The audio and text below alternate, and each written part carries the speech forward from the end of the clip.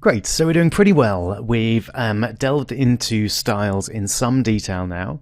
We've looked at font sizes, colors, a bit of underlining, a bit of bolding, and we've got some divs with certain background colors, widths and heights.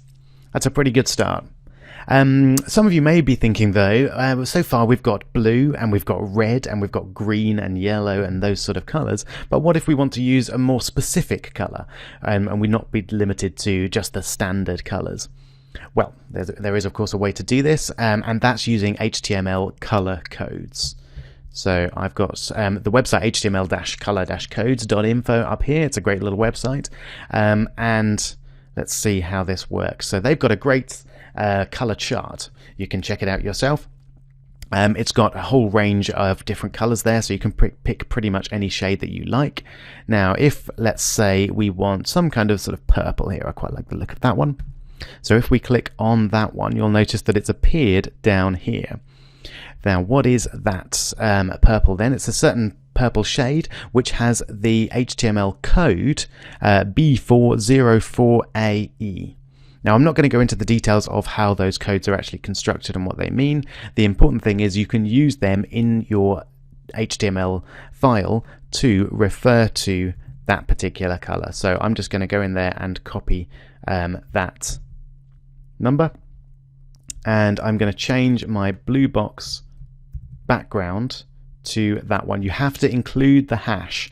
The hash is important because it tells the browser that we're talking about a color code rather than a particular color such as blue or green. Now I know that color is purple, so I'm going to change my class name to purple box, and I'll change it down here as well. Okay, let's see how that looks. Great, so we've now got that particular shade of purple as our background.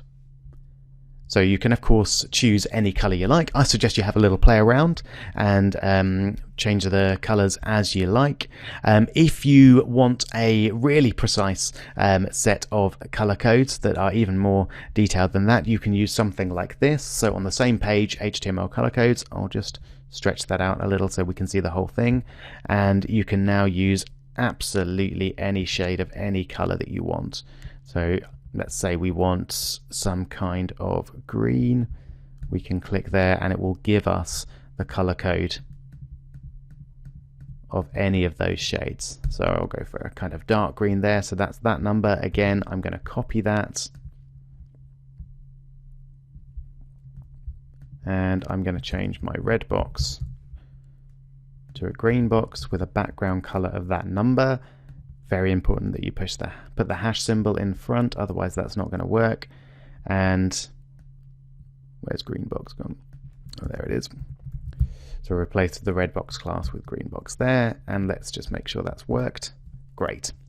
So that's how you put a more precise level of color into your HTML documents.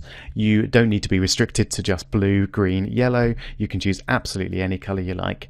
And if you don't know what the code for a particular color is, you can find it at a website similar to htmlcolorcodes.info.